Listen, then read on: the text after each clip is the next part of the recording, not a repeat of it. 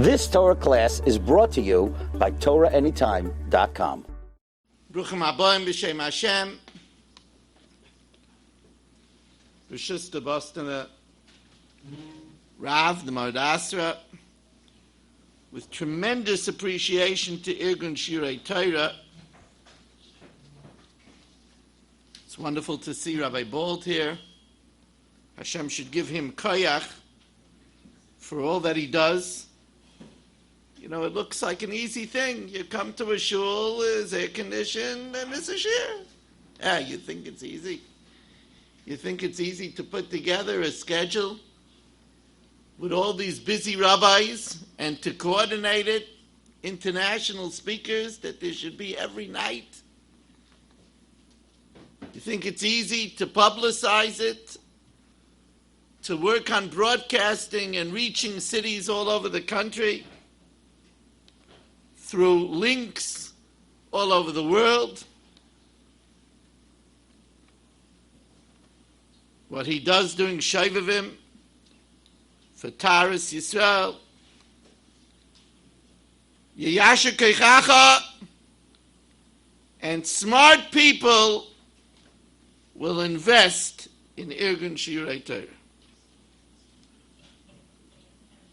I want to thank Rabbi Deutsch, always running the program so masterfully, steady hand at taking care to make everything flow seamlessly.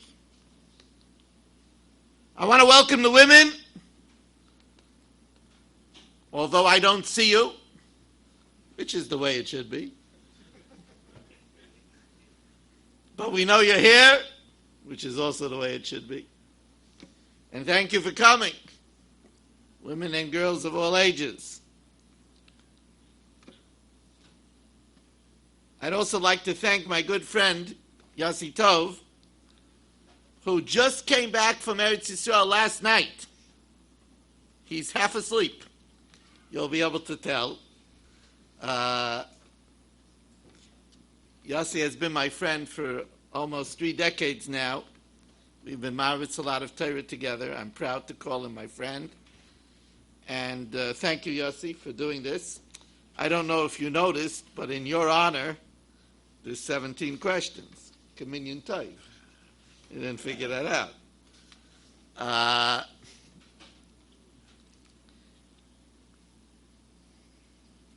One last thing before we start.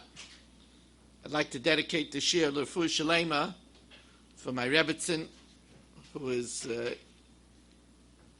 having chemotherapy, and as people who know me, I try to teach Torah, and she's a true example of Shali v'Shalachem Shalahi. So I ask everybody, wherever you're learning tonight, to have in mind for her speedy and complete Refuah Shalema by Hashem. Again, write down the name, Miriam Liba Bas Devora, Chaim Ben Rachel, a big philanthropist in Klal Yisrael who also needs a refuah. And finally, on the way here, I got a text from one of my balabatim that it's Rabbi Lazarus, who was a well-known Meicher Svarim in Staten Island for many years, a big Talmid Chacham and Yerushalayim B'Seiser. It's his yahrzeit tonight. His neshama should have an aliyah. Without further ado, I hand you over to Yossi. Thank you very much, Rav Moshe. Rav Weiss, let's start with something not controversial tonight. Let's start with benching. As we all know, taste is something very important to us in food. I like my steak well done. How come in benching we don't make any mention about the variety of delicious flavors and tastes, from hazelnut lattes to a sumptuous hot cholent, when we thank Hashem in benching? Okay. You know, I have to tell you, I'm a little bit almost embarrassed. I wrote a 312 page safer on benching, and this question never bothered me until my wife lost her taste during chemotherapy. She can't taste the food. She smells it, and she eats by smell. Her smell is acute, but she can't taste it. And I said to myself, wow, what a gift taste is. What a gift.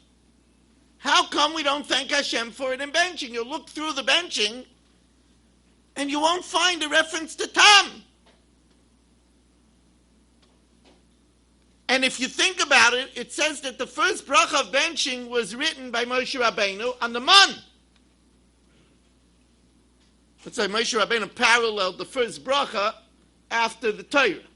Just like the Torah starts with a beis, Bereshis, and ends with a lamed, Leinei Kol Yisrael. So the first bracha of benching starts with a beis, Baruch, and ends with a lamed, Hazan Esakol. So the man, we know one of the fabulous things about the man is that it tasted like whatever you wanted to taste. If Yossi wants caviar, it tastes like caviar. If he wants some gala, it tastes like gala. Right? If he wants a pistachio nut, it tastes like pistachio nut. Or pistachio ice cream. Right? So there should be something about taste. So I thought about this question. I realized that it's right in the beginning. It says, Hazon es ha'olam kuloi betuvoi. Now let's think what the word tuvo means. Let's go all the way back to the beginning of the Torah. Remember the Nachash? So it says that Chava saw, Ki toiv ha'etz lamachal, v'nechmad lamare. It was good to eat. What does it mean it was good to eat? So if you're looking Ramban on the pasuk of Ki toiv ha'etz lamachal, Ramban says that she said to herself, wait a second. If Hashem said it's no good, I would think it's poison, but it's mosuk. It's sweet, whatever it was. If it was a grape, if it was an esrig, if it was wheat, it's sweet. Mosuk. Right? Bread converts into sugar. So toiv means it's tasty. Right? We all keep on getting back to Yossi Tov. Tov is tasty. So all the way in the beginning of the bench, of course, when we say Hazon es ha'olam kulo b'tuva, we have other things in mind. We have in mind that he sustains it because of Tuvai. Ein toiv el Torah, shenema ki lekach toiv, nosati lochem, Torasi al tazevu. Right? And that's why, im ein Torah ein kemach. Tuvo is to your wife. Lo toiv eis adam levadai. Toiv means that it's light, you could see the food. Right? That's why it says, right? But the pashut pshat of Hazon es ha'olam kuloi betuva is the food is tasty. It's right here in the beginning. I also think that we make reference to it when we say the pasuk v'chalta v'savata u'virachta es Hashem Elokecha. Because the svia, the satisfaction, Yossi says he likes a steak well done. If you give him medium rare, he's not satisfied. His satisfaction is when he likes to taste. So those are two ways that we could thank Hashem for the tasty food that he gives us. The variety and the spice of life. Thank you, Rav Weiss. Since you wrote a sefer on benching, let me ask you one more question. We say that Hashem is Mechen Mazon L'chol Briyosav Asher Bara. Hashem prepares food for all creatures which He created. Isn't this rhetorical? And furthermore, it seems to imply that Chas v'Shalom, there are creatures that Hashem didn't create. How do we understand this puzzle? You know, it's interesting, Yossi. The smak takes out the words Asher Bara in benching. Darchei Moshe, that's the Ramah, brings down that the smak deletes the words Asher Bara because he says it's close to heresy. all the creations that he created, implying that there's something else going on over there independently. And it's milzei kishtei reshuyas. It looks like two deities, God forbid. So the smak deletes Hashem. We don't do that. Everybody says, don't start deleting Hashem. Everybody says they'll make a new bench for weddings without. Everybody says Hashem.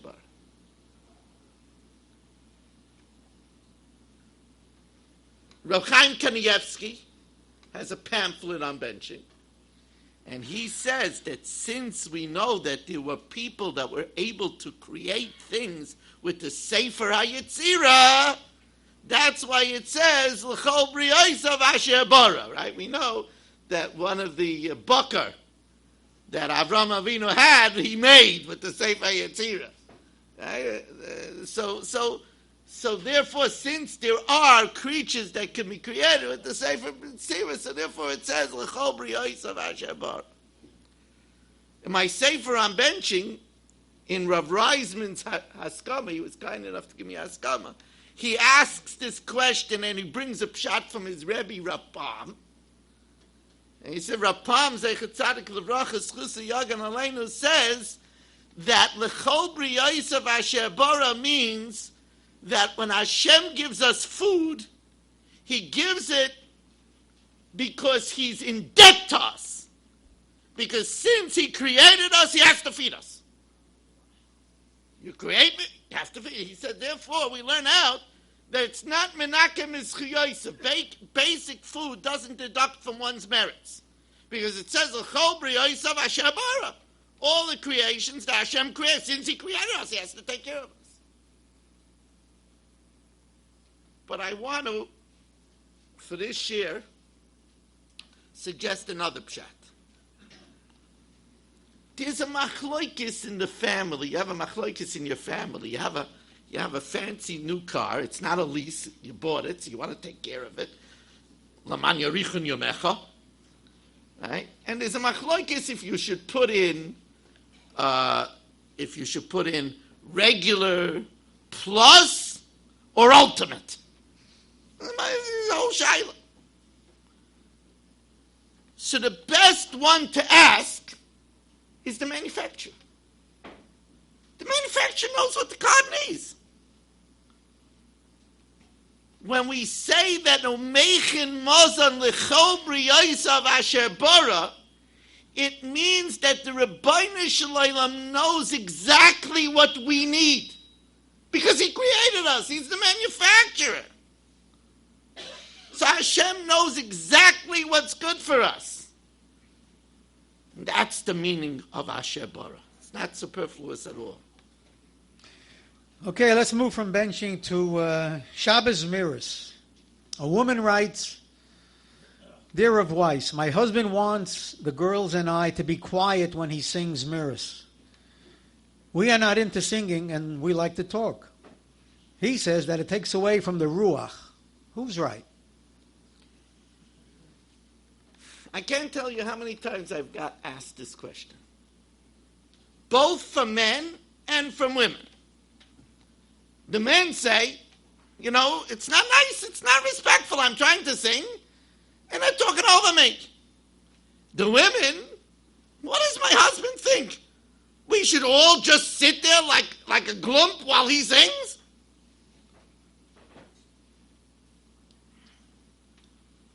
So I have to tell you that I feel strongly that if a wife wants there to be a Ruach Shabbos in the house, part of the Ruach is singing.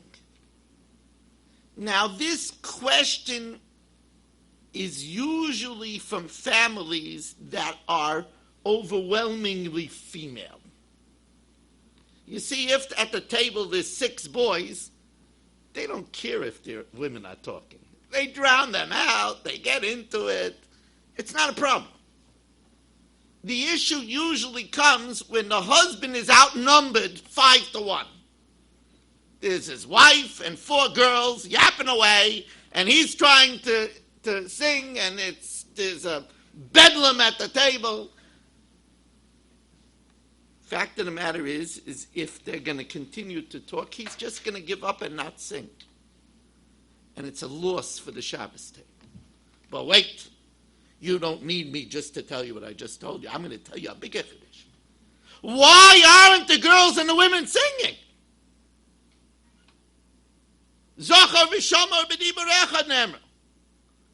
The mitzvah of Zochar, to mention Shabbos, is said in the same voice as Shamar, to emphasize that just like a woman has to keep the Shabbos laws and not cook and not write and not sew, she also has the mitzvah of mentioning the Shabbos.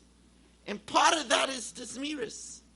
Meyein oilam haba yom zeh mechubad mikol yomim kamakadesh shavi karoilai. Women should do this also. The sentiments in Zmiris, it should be a family thing. Because if it's a family thing, then one day the daughter will get married and her husband's not into singing. But she'll say, I want to sing. My family, we sang. And she'll make sure that they're singing for her children. So women, not only shouldn't they talk when the husband sings, of course, it doesn't mean he has to sing all the time. Don't become a Katsevitsky. You don't have to sing all the time. But my strong feeling is, if you want your husband to maintain a Ruach Shabbos, then don't talk while he's singing. Don't have the children talk when Tati, Abba, Daddy is singing. Adarabba. Let them learn to participate in the singing. Now, so the next question, I didn't want to make it a question because then it would be 18 and it would be chai, but it wouldn't be toiv. But then the next question, which I get often, is, but what about when the son-in-laws come and I can't sing in front of a son-in-law? I can't sing in front of a son-in-law. Okay, so then you'll sing quietly. When there's somebody at the table that called the Yisha Erva, and you don't want to rely that it's in a group because that's shvach, because the voice is noticeable and discernible, so then you'll sing quietly. But so we'll have a problem after 25 years. But the first 25 years, there won't be a problem. Next question. Since we mentioned well-done steak, this next question is a juicy one. Came via email. Dear Rabbi Weiss, when is the right time to pay shadchanis? Easiest question of the night. Easiest question of the night. Right away. Don't wait to pass go. Don't collect $200. Right away. If you put it off, there's a million expenses to come. There's a vart and there's a l'chaim. I don't know what the difference is, but there's a l'chaim, there's a vart, there's a candlesticks, there's the ofruf, there's the Shabbos kala, there's the roses, there's the right away. And right away, we don't need later on shilas. I don't know, the couple can't have children. Maybe there was no shadchanis. Right away, and rightfully so. One of the biggest things that someone could do to us is to make a shidduch for our children. I think about it. The ones who made the shidduch between my wife and I, they created dynasties. They do their money. As a matter of fact, we had two people involved, so we gave shadchanis to both of them. So the answer to this question is unequivocally, as quickly as possible. You know, like you pay a ticket, because if not, they're going to tow away your car. As quickly as possible. We have another email question. Dear Rabbi Weiss, I am dating a boy with alamilas. It was looking good, and then driving, someone cut him off on the road. He turned red, sped up, he pulled up alongside of him, rolled down the window, and made an obscene gesture. Is this a deal breaker?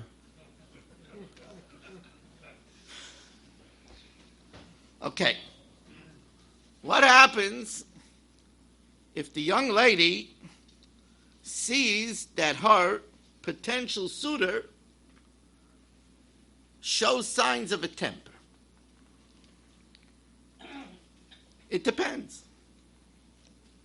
In the case that Yossi mentioned, one thing we know, he's a human and he's not a robot.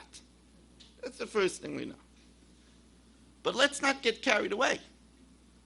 The Mishnah tells us in Pirkei Avos, if someone is noyach lichos, but v'noyach lirtzos comes down right away, not so bad.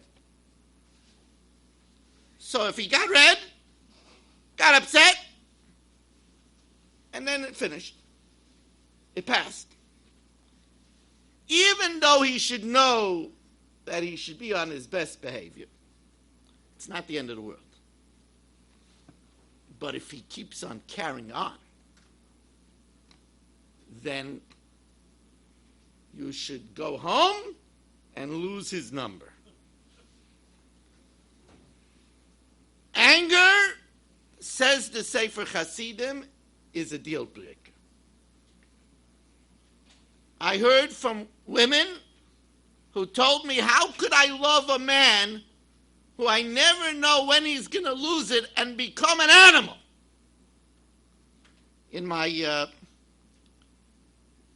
when we finished Shas Mishnayos on Kol HaLashon, by the way, you could learn the Mishnah Yomis with me now 2 ways. There's a direct number, 718-906-6471. We have all of Shas recorded, learning Kloyim. It's now also being uploaded to TorahAnytime.com as well, but it's all on Kol HaLashon. Special number that gets you right in, 718-906-6471. But after I finished the Shas Mishnayos, I started learning Orchos Chaim LaRosh. There are now 60 video shiurim on TorahAnytime.com. We're already more than halfway through the Sefer. And it's on Kol HaLashon too by using the regular numbers, selecting 4 for Musar and then 4 for Orchos Chaim LaRosh. There the Rosh says, you shouldn't shout in your house, that your voice should be heard outside the house. And then he says, and don't shout like an animal. So that's the Lashon he uses. Don't shout like an animal. The difference, what makes us, is that we're in a nefesh chaya l'ruach mamalala, a spirit that speaks. Don't lose that and become an animal. So if a person has a temper, then look at elsewhere. Because many Averis will need Gehenim, but Kol HaKayes, Kol Mine Gehenim Sholten by. Okay, it's time to take off the kid gloves and get to some really tough stuff here. My spouse is constantly gloomy and depressed. Their sulking is pulling me down and is affecting the children. What can be done? I'm at my wit's end. In the same vein, my child is always complaining that they are bored and have nothing to do. Do you have any ideas about that? And also on the same note, I am dating a young man or woman and we can't seem to find things to do together. Do we call it quits? If I only had the answer to these questions. Came here early tonight and I davened Mariv before, so I got a chance to say V'sakneinu be'etz ha'tovel milfonecha before the shir. This is a tough question. There are a lot of people that are gloomy. And when you're gloomy, you pull your whole family down.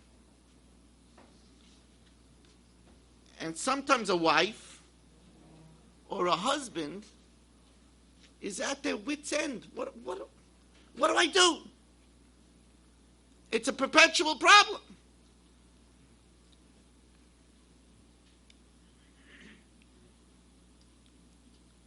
So first of all, we have to know that this is all the Yetzer Hara.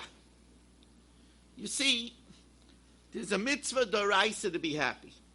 The Bahag, Halachas Gedolos, counts as one of the 613 mitzvahs. V'samachta b'chol ha'toiv asher nosan l'cha Hashem elikecha l'veisecha. As such, one of the things that this does is it means that there's a Yetzer Hara that we shouldn't be happy. Because anything that's a mitzvah d'oraisa, there's a Yetzer Hara keneged. Furthermore, because it's a mitzvah, it means we could achieve it. Because Hashem doesn't ask from us more than we can fulfill. So we can be happy, surprisingly enough. We all can be happy. So the first thing we have to know is that depression a lot of times comes when a person is not busy. People think, no, if I wouldn't be so busy, I'd be happier. It's to the contrary. The Gemara tells us in Masechtas Ksuvos that if a woman is very wealthy and she comes in with 100 slaves, the husband can still demand that she does certain things. The Gemara says, why? She's a woman of leisure. She has 100 people at her beck and call. The Gemara says, Shabatola miviat l'deishi amun. Because idleness leads to depression. A person isn't busy, they tend to be gloomy. You're busy? Now, it has to be a little bit more than busy. It has to be busy that makes one fulfilled. And that's a second component over here. You see, in Kiddish, we quote the pasuk, Asher bara Elokim la'asos, that Hashem created to do. Simple pshat means that Hashem created the world to do. He created a water cycle that keeps on perpetuating itself. The sun, it has a circuit. And he created the world to do. He put it on a course of action. But there's another meaning to this. Asher bara Elokim la'asos. Hashem created man to do. And if man doesn't feel like he or she is doing, then they're not happy with themselves. That's why if a person is out of work, it's not just the worry of how I'm going to pay the bills. The person is unfulfilled.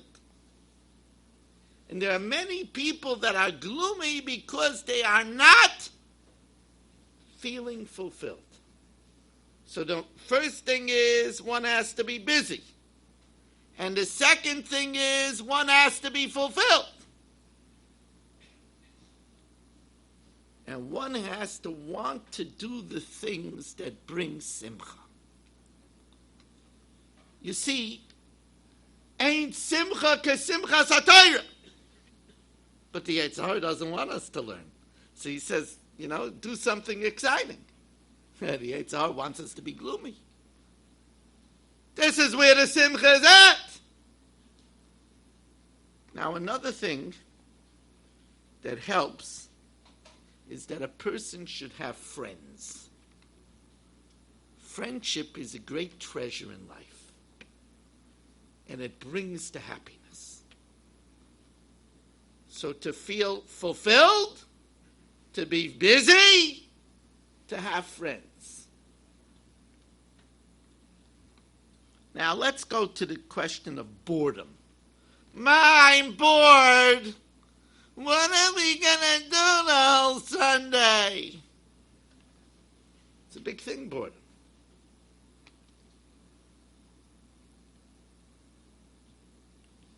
It's a parent's job to guide a child to be busy. It's our job to educate a child. You're bored? I want you to work on a project. Now that project could be helping mommy with something. You'll see that child at the end will feel fulfilled. It can be getting involved in a neighborhood chesed project.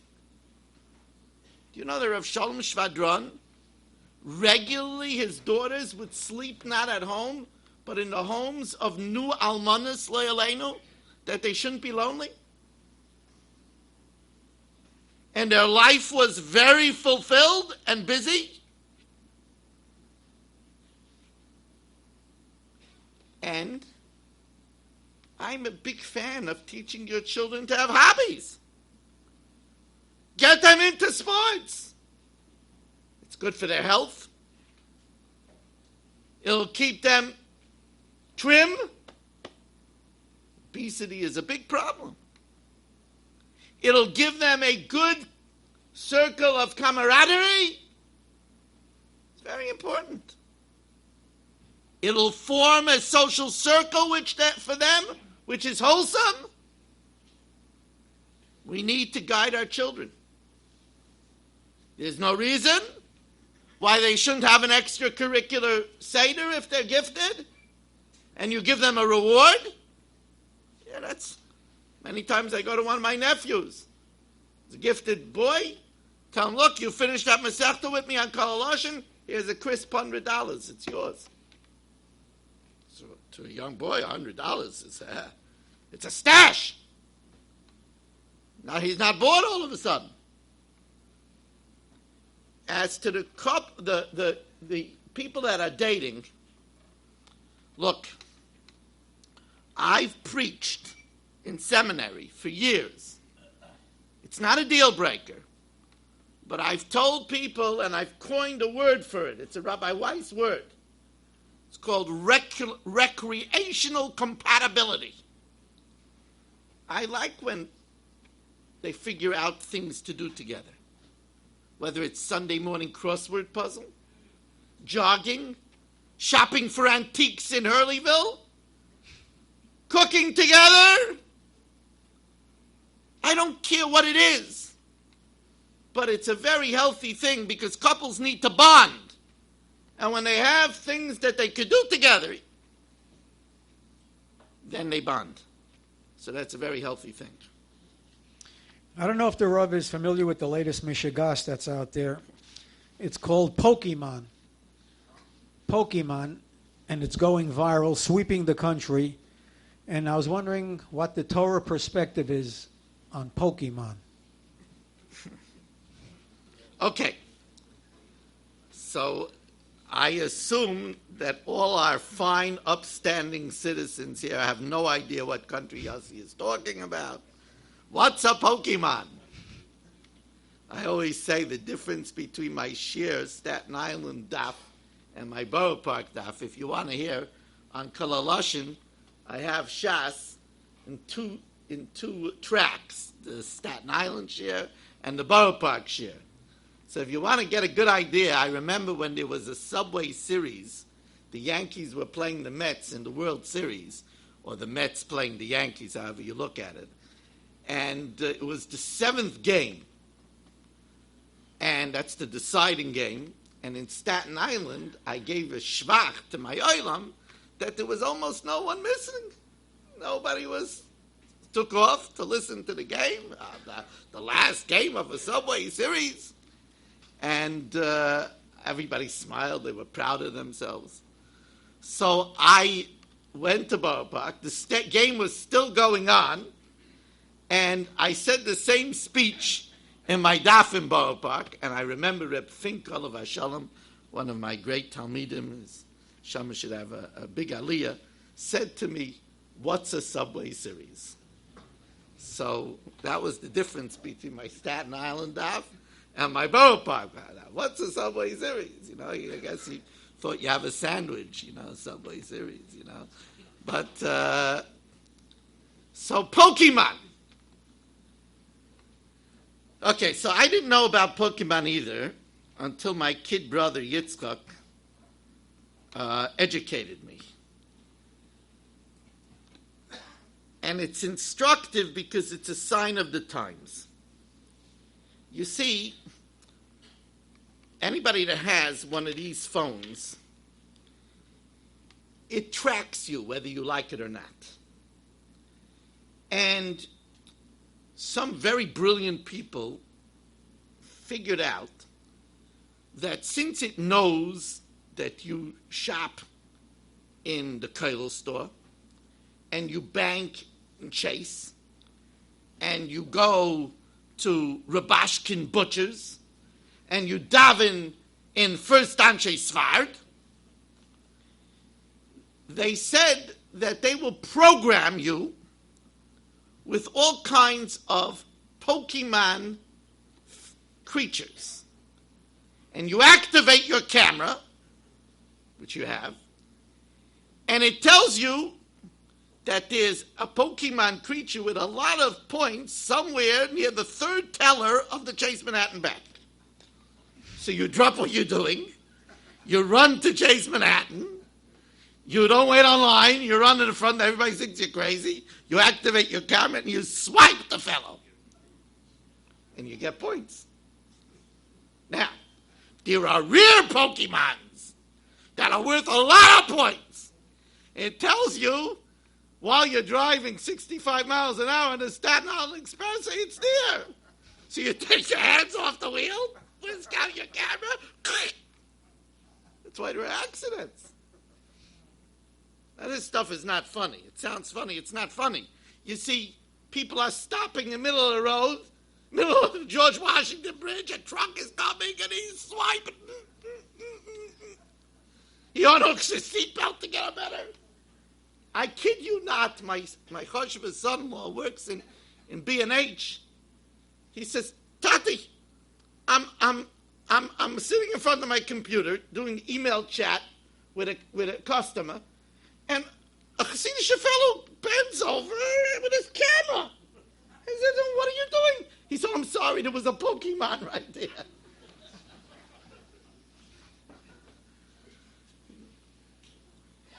Okay, so why did I lower the level of this share to give you a crash course in nonsense? Because millions of people are doing this.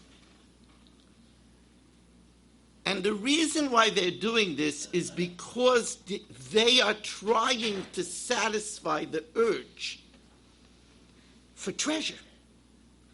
See, Hashem gave us an urge. Just like there's an urge of pain when we have a toothache in order to save the tooth. And just like Hashem gave us an urge. You ever see somebody come into Shul? Did you hear who died? He's almost excited. And there's an urge that we have to break the news.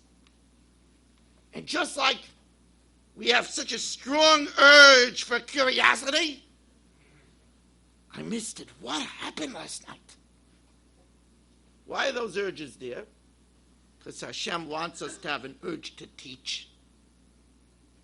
So he gives us this excitement to break news. He wants us to teach. He wants to teach our children, our family, Talmidim. And he wants us to have a quest for knowledge. So he gives us an urge to know. He also wants us to have an urge for Olam Haba, for the treasures and the secrets and all the chuppos in Olam Haba. So he gives us an urge for treasure. Now, when I was growing up, they didn't have Pokemon. But they had the computer role games, like Might and Magic and Dungeons and Dragons, where you had levels and you found treasures and you got powers. It's the same thing. That's not enough for us. Now we got to be in the car and sit out and run and swipe it with our phone. But it's the same thing. It's a quest for treasure. It's a quest for acquisitions. We have to know that because we're Yidden and Kol Yisrael Yeshlem Chelek L'Olam Haba, we have such a desire. We have such a drive. We just have to use them and channel them the right way. And that's what the Pokemon teaches us. It uncovers that lust for treasure, that lust to get points. It's a good lust. Hashem wants us, learn more Torah. It's Nitzchiyas. Hashem wants us to have that. We just have to channel it and teach our children to channel it the right way. Well, since you mentioned Hurleyville, in our bungalow colony, there's an all-male Kidish Club after davening with high-end single malt scotch and expensive bourbon. I see my husband is plotting to go, but I don't feel it's right. Am I a party pooper depriving him of an important social outlet?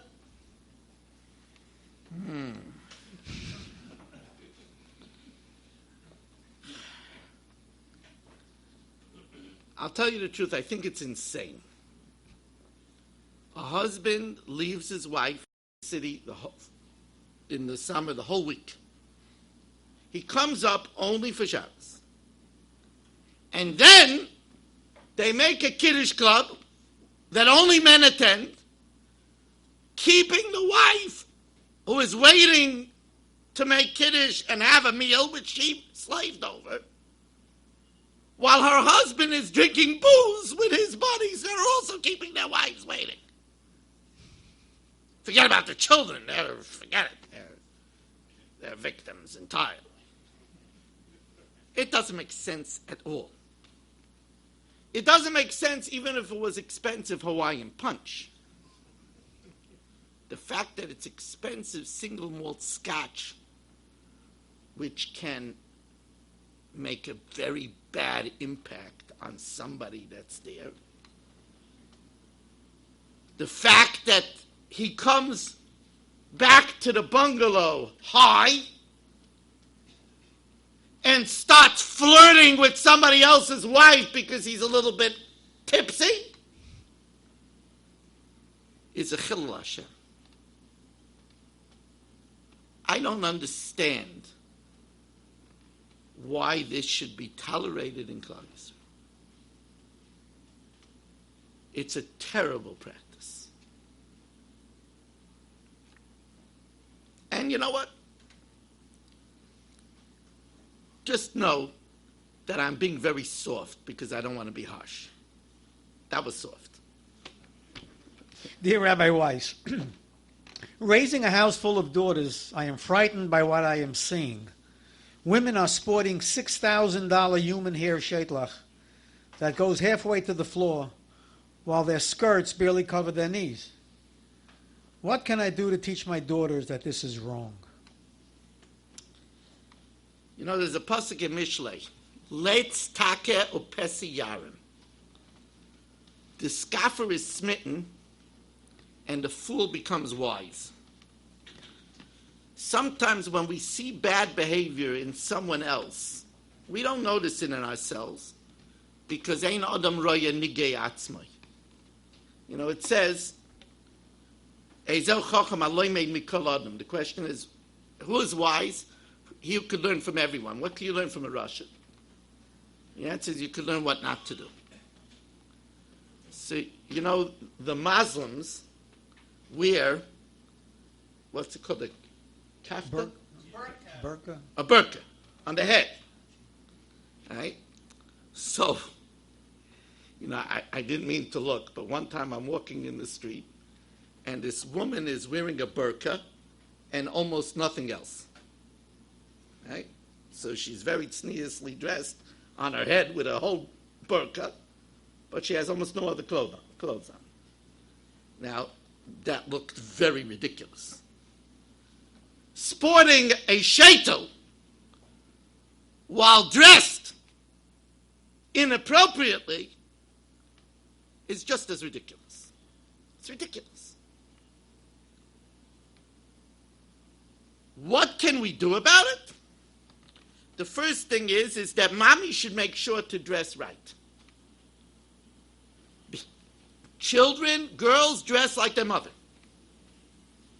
I've told many mechaneches, if you want to speak spnias, speak it to the PTA when the parents are there. Girls dress like their mothers.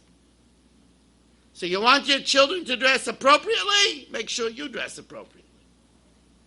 And make sure you're not tugging your skirt every time you sit down. Dress appropriately. That's number one. Number two, this is an environmental issue. Our daughters are mushpa from their environment. If we put them in an environment where the people around them dress to be noticed, then they'll want to dress to be noticed. And they'll want to dress what's called flashy. Not the Ruach HaTznius. You have to put your children in the right environment with the friends that you would like them to dress like those friends. And I took my children, my daughters, and I put them into Rabbi Mandel, Olav Shalom's yeshiva of Brooklyn. I had this in mind. And when I sent them in the country, even though we are not Hasidish, I mean, we're part of Hasidish, my ancestors, but when I put my daughters in Camp Machanenu, which is a strictly Hasidish camp, so Staten Island girls in Camp Machanenu, but I had this in mind. You have to know that your girls will dress according to way mommy dresses. That's number one. Number two, they'll dress like their environment. I don't know if the Rav knows this, but on July 31st, a new Harry Potter book is coming out. My children are all excited. Is this cause for concern? Well, you should be concerned if you didn't pre-order it.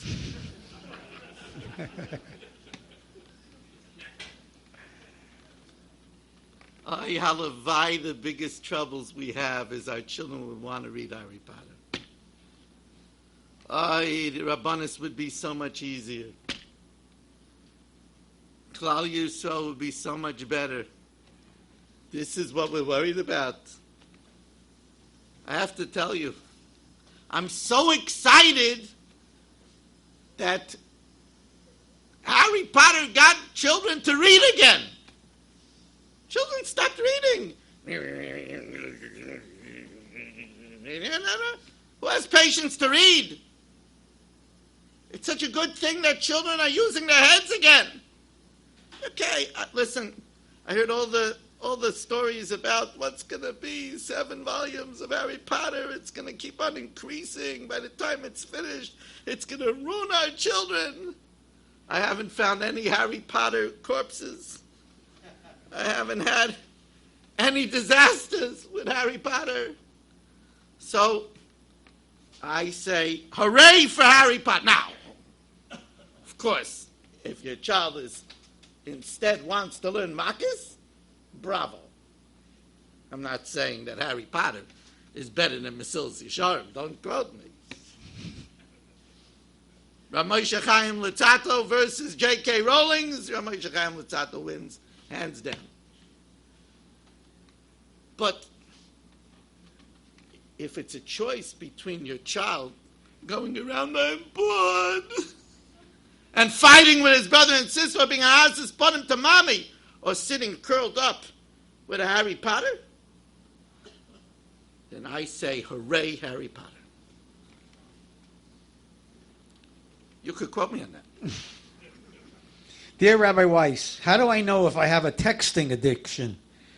And as a follow-up, my children are glued to their cell phones. What can I do about it? Okay.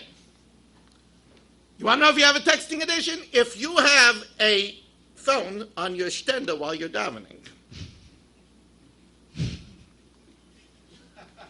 you have a texting addiction.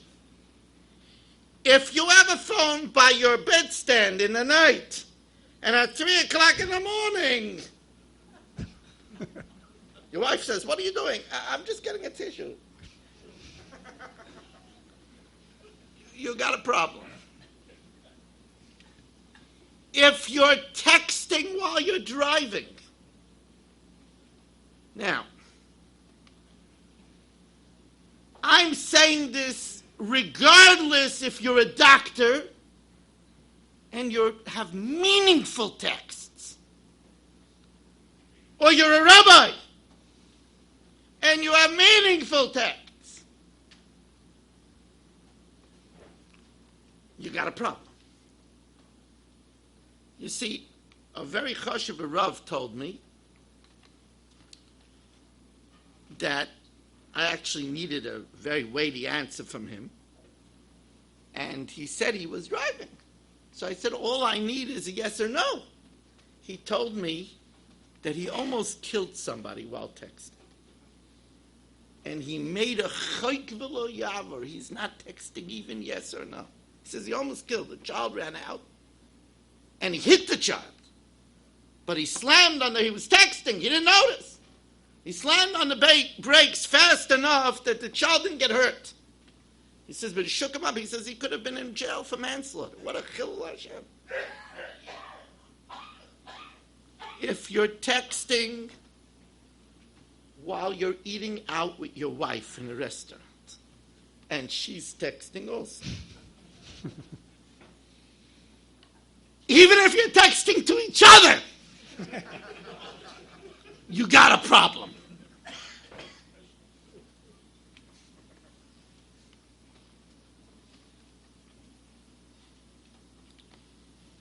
Now, I want to segue right away into the question about children. What do I do if my child is glued to the cell phone? My first question is, who's paying the bill? If you're paying the bill, you're in control. You know why midos are called midos? Midos means a measure. We have to set gvulim borders as parents. We have to teach them the measure. No cell phone at the table. No cell phone after they go to bed. No cell phone 20 minutes before Shabas.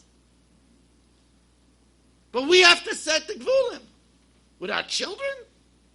First of all, if children don't need it, see, there's a lot of peer pressure.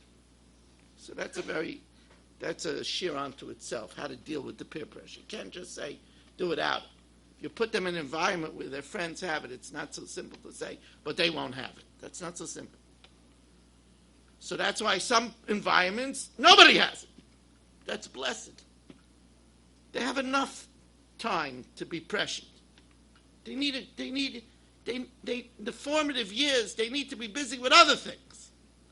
But if there's no choice, you can't, friends have it, they don't have it, that doesn't work. You have to teach gvulim. You have to teach borders. And you can't say, I'm too busy. This is too important. You have to teach them borders. Or we're taking away the cell phone. I'm paying for it. No, you tell me. What do you mean? I'm your parent. Who else should tell you? One day you'll tell your children. And I hope you will. Time to get serious, Revice. Today in a Kurdish city, a bomb was detonated in a van, killing 48 people and wounding 140. Yesterday in Japan, a 26-year-old walked into a care center for the disabled and stabbed 44 people while they were sleeping.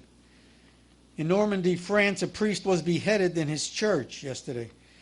In Nice, France, a truck rammed into a crowd, killing scores of people in a Munich mall. You get the picture.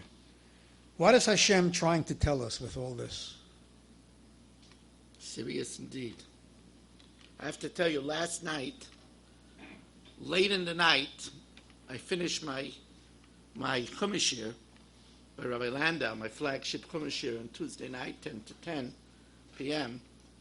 I finish it about 11:30, and then I go to Staten Island, to my Shul in Staten Island, and I upload it to TorahAnytime.com. So I'm in my Shul about 12:15 in the morning, and walking in front of the Shul are two non-desirables. And I'm thinking about the priest in Normandy, while I'm sitting in my Shul. It's scary. I was afraid to leave. I waited until they went away.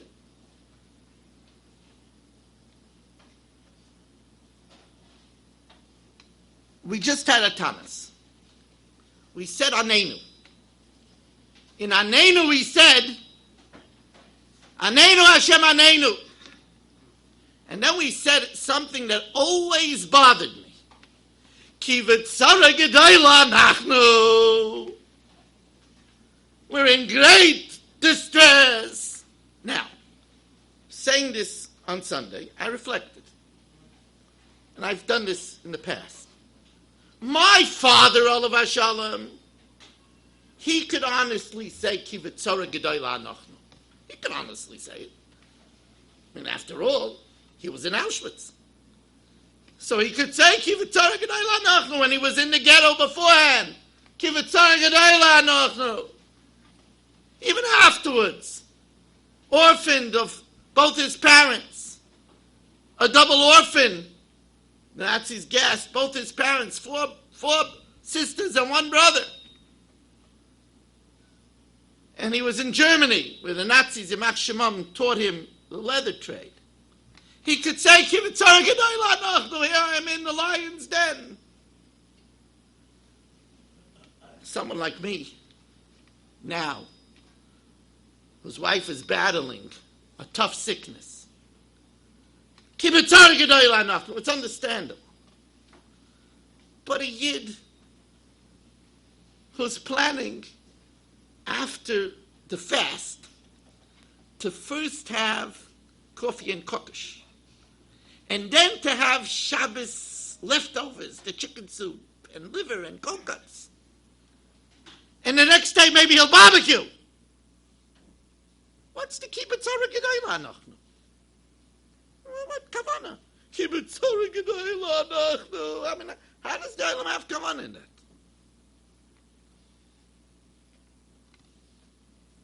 So the answer is that we think about Achenu Beis Yisrael in Eretz Yisrael that are surrounded by 1 billion Arabs. Many of them have Scud missiles trained right into their living room at all times. Walking every day past Arabs with long knives that were taught since they're little children to stick it right in. That's ki v'tzara gedayla nachnu. And now, this problem has mushroomed. It mushroomed. London is now a Muslim country. Yet in France, they're living under the threat of Muslim terrorism all the time. Ki v'tzara gedayla nachnu. Therefore, every time we say V'la Malshinim in our Shemona Esrei, we ask Hashem, please,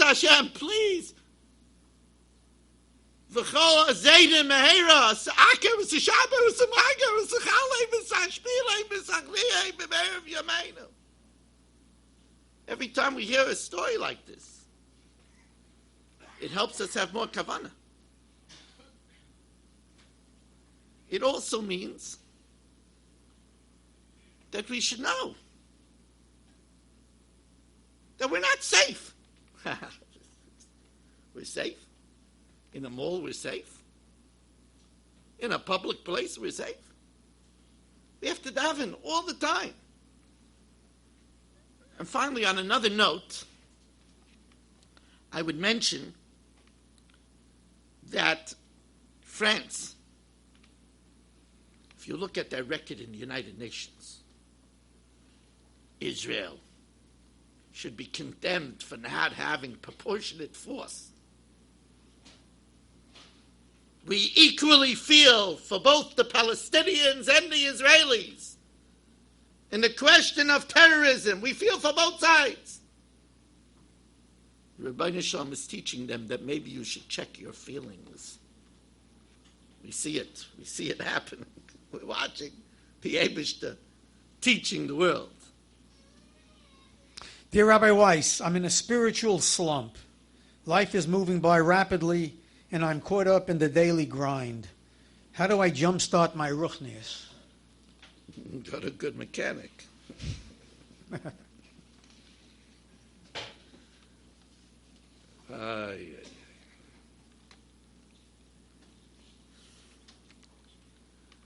Person says, I can't believe it. The 3 weeks are here. Before you know it, we're going to be talking about Elul. Another Elul? Are you kidding? Life is just going. And I'm in the rat race. What do I do?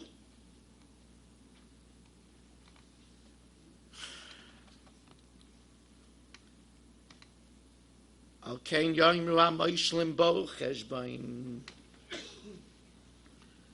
that are Moishel B'Yitzra, they say, Bo Cheshbain.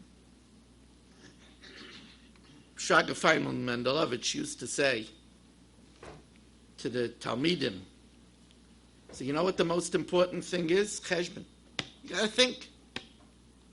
We need to spend some time thinking and saying, where am I going? The Rebbe Lapian said he looked at his beard, he saw gray. He said already half his life passed him by. Where am I going? Cheshbon. First thing a person has to do is make a cheshbon. When you start thinking, so, what is it like to be married to me? Yikes. That's thinking. When am I finally going to learn? I still don't know the Rashis on the summer parshas. When am I going to learn? When am I going to learn it? Yeah, Matis, all that swearing stuff, and Masai, all the traveling. I don't know anything really about it. When am I going to learn about it? Think! But there's something else. There's a Gemara in Masechtas Brachos, Daf Yud Daled.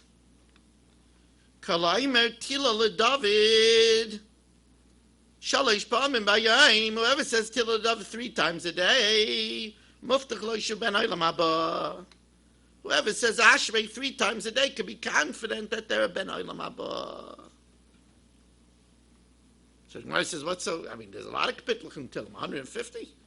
First step is Ashrei 3 times a day. You're a Ben Olam Haba. That's a big thing. Has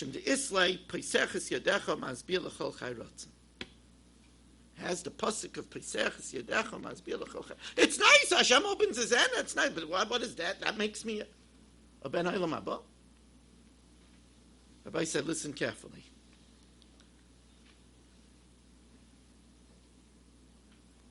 Chazal tells us, "B'derech she'adam roitza leilech moilich noisai." In the way that a person wants to go, Hashem leads them. Or as Rav Nachman Mibreslev said, "Ein davar oimed b'fnei haratzon." Nothing stands in the way of a will. You ever go to a gas station, BP? You see there's a big tanker there, and he has this big pipe, and he's putting in the gas. That's how it gets in. There's a pipeline from Shemayim that brings us what we need. It's called a tzinar. Tzinar is the same letters as Ratzon. Our Ritzainus bring Shefa from Shemayim. We create it by our Ratzon. Poiseach es yodecha umazbia l'chol chai Ratzon. You open your hand and you give everybody their will. So if your will is for Blue Label, then you'll get a Kidish Club. If your will is for a rare Pokemon, then you'll find it. We gotta make Ritzainus. You want to jumpstart room? We gotta make Ritzainus. It's up to us. That's why the Gaon says embedded in Bereshis is the 6 most important things: B'tach and Ratzon, Ava, Shtika, Yira, and Torah. Second thing is Ratzon. Gotta make a Ratzon. So if you have a rotzen to finish Masechtas, if you have a rotzen to daven a good Shmoyne Esrei, yeah, I scored. That was a good Shmoyne Esrei. I had kavanah in every chasima in Shmoyne Esrei. You feel good about it. That's a rotzen. Person has to have a rotzen for Shalom Bayis. Alta Zabotka said it's not enough to want. You have to want it. Not enough to want. Yeah, I want it. It's not enough. You have to want it. You have to want it. You have to want to know Chumash. You have to want. I ask girls in seminary, what are your dreams? 2 cars? 2-car garage? Finished basement? Summer home with an atrium? Promotions? Or do you daven, you have children, Talmidei Chacham? What are your dreams? What are your ritzainas? You want to jumpstart your ruchnias, you have to have the right ritzainas. And again, that's environmental. Because you live in a place where everybody wants the summer home with the atrium, that's going to be a big rutzin. Dear Rabbi Weiss, it's convention time. Should I be spending time learning about Trump versus Hillary? What about Israeli politics? And as a follow-up, my daughter went out with a boy and was upset that he didn't know who Trump's running mate was and what the DNC stood for. Is she right to be concerned?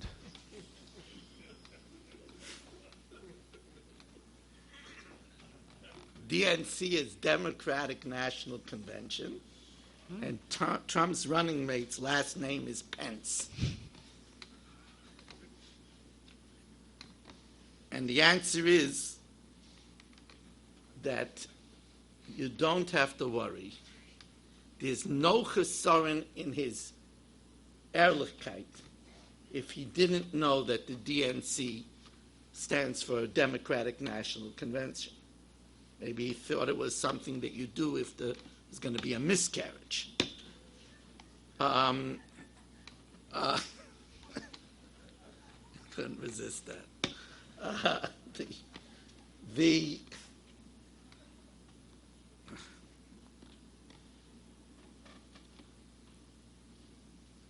We need to spend our time wisely. Limenos yomeinu kein hoda v'navi levav chachma. If you know how to count your days and know that time is very finite, that brings to a heart of wisdom. Here's a person that was ma'ayin and spent hours and hours and hours reading about Bernie Sanders, just in case he became the nominee. Reingetan a Sach Zeit in das, because he didn't want to be caught that maybe he'll become the nominee. What a shtus. They asked the Chidushei, they asked the Ger Rebbe what he says about the matzav in Eretz Yisrael. He answered, I say Tillim. That's what he says about the matzav in Eretz Yisrael. I try never to waste time on this stuff. Leiv Malachim v'sarim b'yad Hashem. Listen, if the doctor told you, there was a time that the doctor told Rabbi Kiva Eger he can't learn Torah, he needs to take a break. If the doctor told you need to take a break, so then you could read up about Trump. But otherwise, Hashem is going to say, did you learn Chavakuk? Did you learn Amos? Did you learn Tzefanya? He says, Rabbi Shalom, what? What?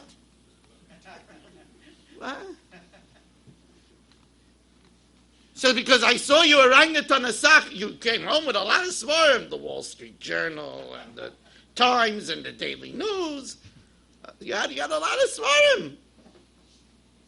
I want to tell you, most of it is a complete waste of time. First of all, the stuff that you read in the papers, by the time the paper comes out, it's already old news. Already old news. It's a big waste of time. And if a young man is not aware of it, it's okay. He could still be a good husband and a good father. It should not shut the shidduch whatsoever. And I know this is going to be controversial, so you'll complain to the Irgun. Okay. Dear Rabbi Weiss, here's another email question. I'm a girl in Shidduchim over 25. Is it time to be mevater on some of my wants? And if so, which ones? Okay, the answer is nothing that's important. The boy should still not smoke. The boy should still be kaveitim la Torah. The boy should still be kind and gentle. The boy should still be caring and giving. The boy should still be soft-spoken and nice.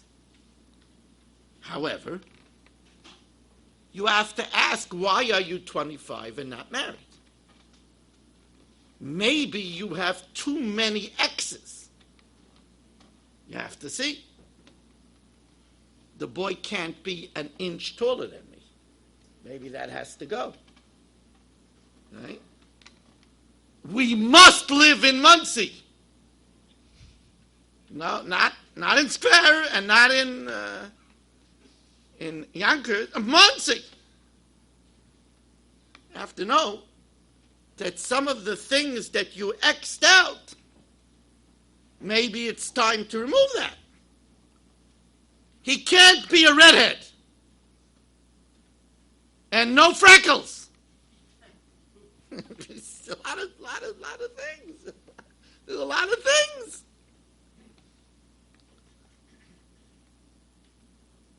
So my answer, now, there is, besides the jokes, there is something else also. As the girl gets older, she might set a prerequisite that he should learn for 5 years.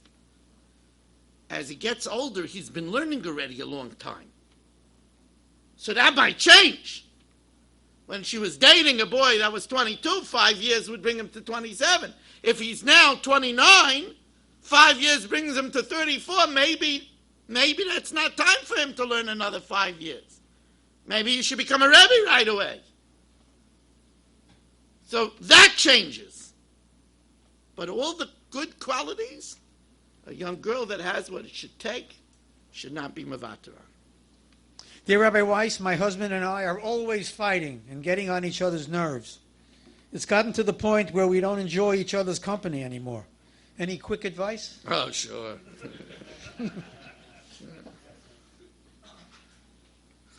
Okay, of course, this deserves an entire evening at the Irgun. And Rabbi Deutsch, I'll be glad to come back if you arrange it and give a shir on this. But one thing I will tell you, and that is that there are some times where a husband and wife, all they have left, all that they're good at, is blaming the other. And that's what's fueling them. And both of them are 100% right. He's never been around for her when she needed him. And she's never been supportive of him and never interested in his goals. So what's left is they're good at blaming each other. And that's what they do when they're together. So they have a choice. For the rest of their years, they could make each other miserable. Or they could decide this is not working and do things differently. They have to make that decision, but they have to face it. Either we're going to constantly blame each other and we're going to be bitter till the end of our days, or we're going to say, listen, we want to enjoy our grandchildren. We want to walk the rest of our children down to the chuppah. So let's figure out how we could give each other some happiness. They have to flick that switch and say, this way isn't working. And it's not a question of who's right and who's wrong. It's just practical. You're 100% right. Your husband's a bum. But you're stuck with the bum. So either make it work or be miserable the rest of your life. Face it. Face figure it out. For the final question tonight, Rav Weiss, how can I make the most of the 3 weeks for myself and my children? Okay, so we know that there's a lot of things we don't do now. Normally you leave the shir, you're in a good mood. Rabbi Weiss said you should work on breaking out of the slump. So you put on your favorite music and you start listening. Can't do that tonight. Have to listen to our Rabbi Weiss CD. You can't do it. Don't take haircuts. Soon we're going to be looking for our quiche recipes and blintzes and lasagnas. Soon we won't be able to, we hope the 90-degree weather doesn't continue, we won't be able to enjoy swimming. Rabbi, that's the 3 weeks. Those are only the stimulants. Those are the catalysts. That's not the 3 weeks. The 3 weeks is a time for us to focus that we still don't have a Beis HaMikdash. That sitting on the top of a Har Bayis is a golden and silver mask of Toma. That's blocking us from bringing a Korban Pesach and going Aliyah L'Regel and seeing the miracle of the Lechem upon him steaming a week after it's put on the table. And we say, why? What's the reason?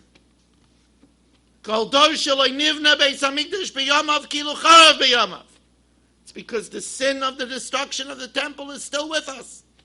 And the second temple was destroyed because of the sin of Sinas Chinam, and as we learn in Masechtas Gittin, the sin of Lashon Hara. So this is the time during the 3 weeks where we talk about the family and we think and we meditate on Bein Adam L'Chaveiroi.